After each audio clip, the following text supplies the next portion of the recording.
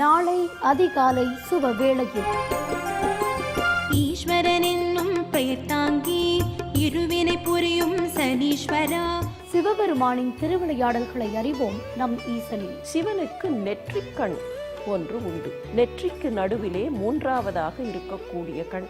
ஆகவேதான் அவருக்கு முக்கண்ணர் என்று ஒரு பெயர். ஆவணி மாதத்தின் சிறப்புகளையும் பிள்ளையார்பட்டி உற்சவத்தின் பெருமைகளையும் கூற வருகிறார் சுவாமிநாதன் அவர்கள். தெய்வங்களை நாம் எங்கே வைத்து பூஜிக்க வேண்டுமென்றால் நமது ஹிருதயத்திற்குள் வைத்து நாம் பூஜிக்க வேண்டுமாம். அகிலம் ஆளும் அம்பிகையின் அருளை பெறுவோம் நம் சக்தியில். இந்த உலகத்தில் தெய்வங்களிலெல்லாம் முதல் தெய்வமாக ஆதி தெய்வமாக விளங்கக்கூடியவர் பரமேஸ்வரன். வாழும் வாழ்க்கை முறையை மாற்றி அமைக்க வருகிறது சத்குரு ஜக்கி வாசுதேவ் அவர்களின் அருளுரை. மேல பார்த்து நடந்து போறோம், மேல பார்த்து நடந்து போன குழிலதான் விலக போறோம்.